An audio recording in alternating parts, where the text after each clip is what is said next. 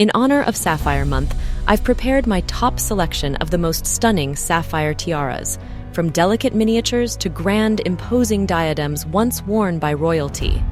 Sapphires have long been a symbol of wisdom and nobility in royal families, making them a prized choice for the most prestigious jewels.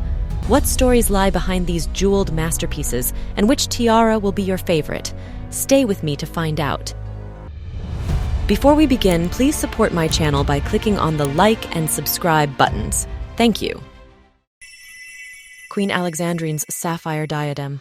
This tiara's story begins in 1898, when Tsar Nicholas II and Tsarina Alexandra Fyodorovna of Russia gifted it to Princess Alexandrine of Mecklenburg-Schwerin for her marriage to Prince Christian of Denmark.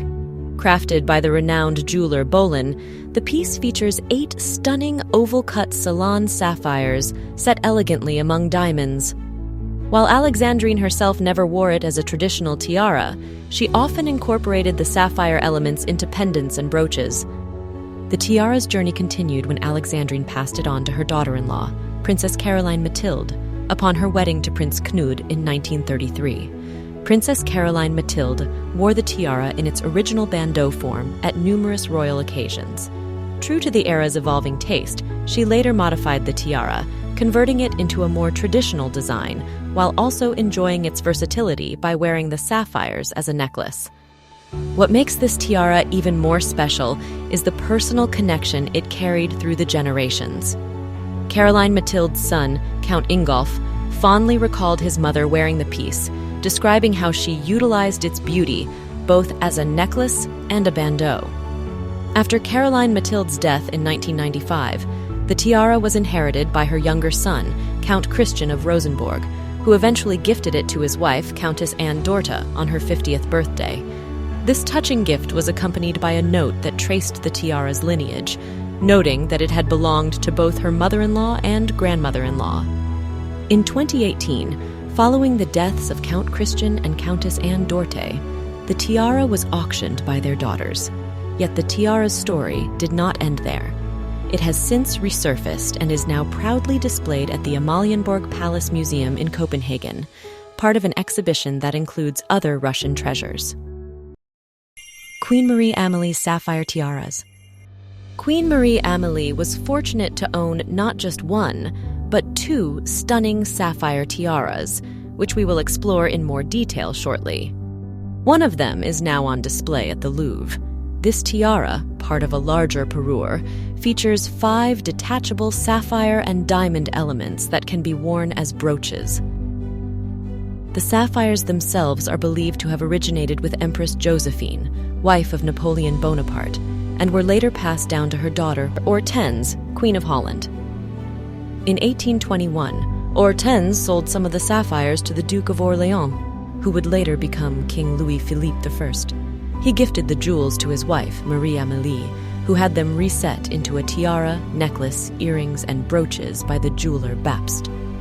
Marie-Amélie wore these gifted sapphires in a grand portrait painted by Louis Herson in 1836. However, upon closer inspection, you'll notice that the tiara depicted in the portrait is different from the one in the Louvre. This is a diamond, sapphire, and pearl tiara, which Marie-Amélie commissioned from Bapst, using gemstones from her existing sapphire set. Bapst essentially crafted an entirely new sapphire parure for Marie-Amélie, which included a tiara, earrings, and 3 brooches, all featuring pearls. Despite the pearls, the set retained the same scroll, floral, and wing designs as the parure now housed in the Louvre. Interestingly, the tiara on display at the Louvre can still be spotted in that same portrait. If you look closely, you'll notice that some of the brooches used to decorate the bows on Marie-Amélie's gown were later combined to form this second sapphire tiara. After Marie-Amélie's death, the 2 sapphire parures were officially separated, each bequeathed to different descendants. Ironically, these sapphire sets would reunite when Princess Marie Isabelle, the daughter of the Duke of Montpensier, who had inherited one set, married her cousin, the Count of Paris, who had inherited the other set. In this way, Marie Isabelle reunited both parures into one collection nearly 3 decades later. These sapphire sets remained in the family for several generations. Eventually, they were passed down to Princess Marie Isabelle's grandson, Prince Henri, Count of Paris. However, financial difficulties led to their sale. The Bapst set was sold to a private buyer in the 1990s, while the Louvre set was purchased by the Louvre Museum in 1985, where it can still be admired today. Empress Alexandra Fyodorovna of Russia's Sapphire Tiara. Empress Alexandra Fyodorovna's Cochlear Sapphire Tiara is a remarkable piece of jewelry, crafted for one of the most iconic figures of Russian royalty. Created around 1894 by the imperial court jeweler Cochlear, this stunning tiara was commissioned by Tsar Alexander III and his wife, Maria Fyodorovna, to celebrate the marriage of their son, Tsar Nicholas II, to Princess Alex of Hesse, later known as Empress Alexandra Fyodorovna. The tiara is part of a larger sapphire parure, which included a mirror necklace and a brooch. The design, which resembles a fireworks display, is vibrant and festive, symbolizing the grandeur of the Russian imperial court. Alexandra Fyodorovna, the last Tsarina of Russia, was known to favor this tiara, frequently wearing it during formal occasions. One of the most famous portraits of her wearing the Cochlear Sapphire Tiara was painted in 1914 by Alexander Makovsky, where the deep blue sapphires stand out beautifully against her regal attire. The fate of the Cochlear Sapphire Tiara remains a mystery. Like many of the Romanov jewels, it was confiscated by the Bolsheviks following the Russian Revolution. The last known sighting of the tiara was in 1925, when it was displayed with other Romanov treasures. It is believed to have been either sold or dismantled, disappearing from public view. Queen Victoria's Sapphire Coronet. Queen Victoria's Sapphire Coronet is a remarkable jewel with a deep personal connection to the British monarch and her beloved Prince Albert.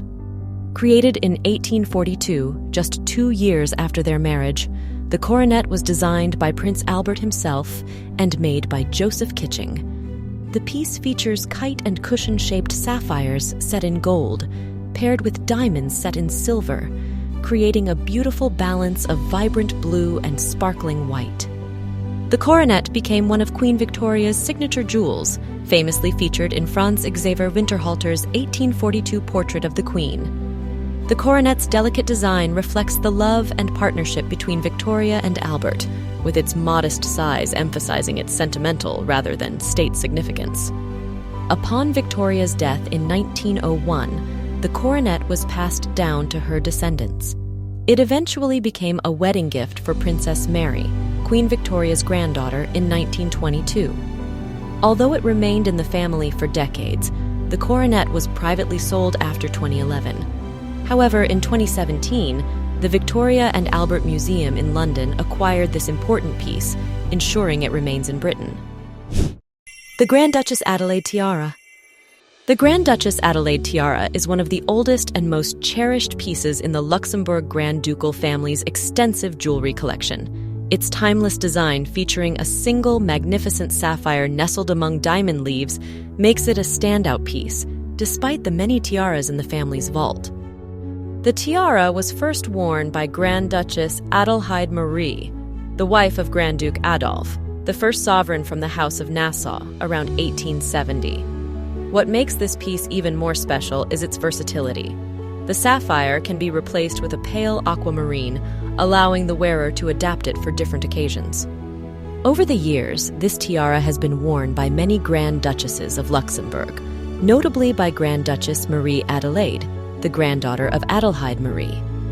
Although Marie-Adelaide's reign was brief and marred by political controversy, she passed the tiara on to her sister, Grand Duchess Charlotte, after abdicating in 1919. Charlotte, who went on to become one of Luxembourg's longest-reigning monarchs, wore the tiara frequently throughout her life. The tiara has since become a symbol of the Luxembourg Grand Duchy, worn by multiple generations of the Grand Ducal family. It remains an iconic part of their collection, with its latest appearances on hereditary Grand Duchess Stephanie, who wore it at key events such as King Willem-Alexander of the Netherlands' inauguration and Luxembourg's National Day Gala. The Portland Sapphire Tiara. The Portland Sapphire Tiara is one of the most impressive and oversized tiaras of the Gilded Age. Made by E. Wolfe and Company for Garrard around 1890, the tiara was created for Winifred Dallas York, the 6th Duchess of Portland, following her marriage to William Cavendish Bentinck, the 6th Duke of Portland. This grand tiara is a masterpiece, combining Ceylon and Burmese sapphires with old-cut diamonds and natural saltwater pearls, all mounted in silver and gold. The tiara's sheer size is remarkable, measuring over 21 inches in circumference, which made it one of the largest and most striking pieces of its era. The design of the Portland Sapphire Tiara is a classic circlet featuring 12 clusters of cushion-shaped sapphires and diamonds, accented by diamond swags and pearl finials. There was also a matching sapphire and diamond stomacher, which may have inspired the tiara's design. Interestingly, despite its grandiosity, there are no known photos of Winifred wearing this tiara. The first family member to be depicted in the tiara was Winifred's daughter-in-law, Ivy Cavendish Bentinck, in a miniature painting. Ivy later inherited the Portland jewels, passing them to her daughter, Lady Anne Cavendish Bentinck. Following Lady Anne's death in 2008, the Portland Sapphire Tiara was auctioned at Christie's in 2010. The tiara was purchased by an anonymous buyer. The Belgian Sapphire Tiara. Acquired by Queen Elizabeth II in 1963, this tiara was added to her collection to complement a suite of Victorian-era sapphire jewelry that she had received as a wedding gift from her father, King George VI, in 1947. The tiara has an interesting backstory. It began its life as a sapphire necklace, which once belonged to Princess Louise of Belgium, the eldest daughter of King Leopold II. Louise, known for her extravagant spending, fell into heavy debt, forcing her father to sell off her jewels. At some point, this sapphire necklace entered the market and was eventually acquired by Queen Elizabeth II. In 1963, the Queen had the necklace mounted on a frame, transforming it into a tiara. Unfortunately, the piece was not designed to be easily converted back into a necklace, locking it permanently into its role as a tiara. The Belgian Sapphire Tiara became a favorite of Queen Elizabeth, who wore it frequently from the 1960s until the early 1990s, after which it disappeared into the royal vaults for many years. It wasn't seen again until 2015, when the Queen brought it out for a state banquet during the visit of the Chinese president. Recently, the tiara has been seen on Queen Camilla, who wore it for an official occasion. The Leuchtenberg Sapphire Tiara.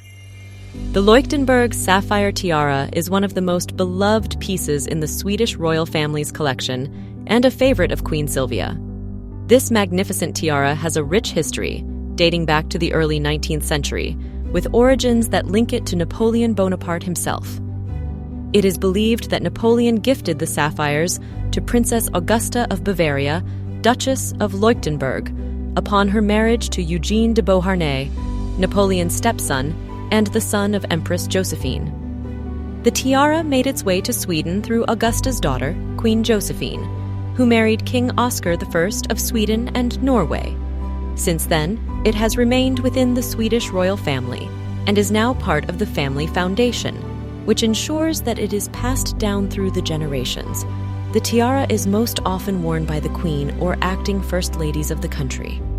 The tiara, made by Parisian jeweler Marie-Étienne Niteau, is an impressive creation. It features 11 deep blue sapphires, each framed by diamonds and set on a diamond base with honeysuckle and leaf motifs. One of its notable features is its flexibility. The tiara is made of 11 separate sections, which can be adjusted for comfort and shape, making it easier to wear despite its size and weight. Incredibly, the tiara stores flat.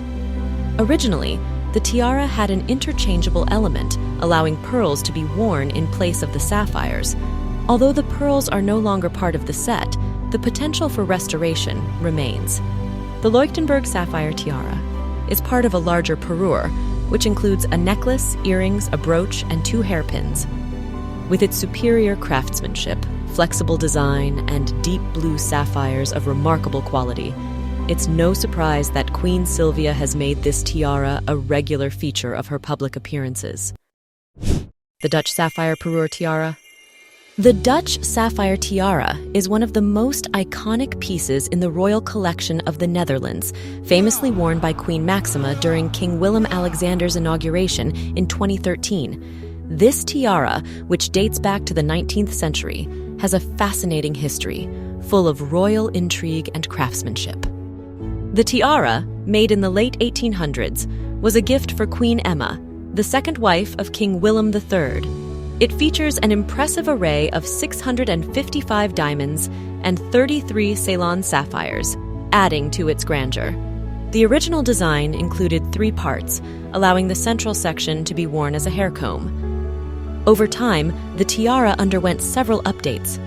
In 1928, it was sent to the jeweler Van Kempen and Begeer for modifications to make it lighter and more comfortable to wear, as the tiara originally weighed around 700 grams. The ability to wear the middle section as a hair comb was lost during this update. After Queen Emma's death in 1934, she left the tiara to her granddaughter, Princess Juliana, who wore it often for official portraits and events. After Juliana's abdication in 1980, the new Queen Beatrix began wearing the tiara at grand state functions. One of the most notable changes occurred in 2013, when Queen Maxima had the tiara slightly modified by the jeweler Steltman in preparation for her husband's inauguration. The central plume of the tiara was replaced with a single diamond, giving the tiara a more crown-like appearance. The frame was also adjusted to distribute its weight more evenly. Since the inauguration, Queen Maxima has worn the tiara a few times in its original version, complete with the central plume. Which sapphire tiara caught your eye the most? Perhaps your favorite isn't even on my list. I'd love to hear your thoughts, so feel free to share your opinions in the comments. And if you have any ideas or suggestions for future videos, let me know. I'm always excited to explore more royal jewels with you. Thank you so much for watching. Don't forget to like, subscribe, and hit the notification bell so you never miss out on our next sparkling journey.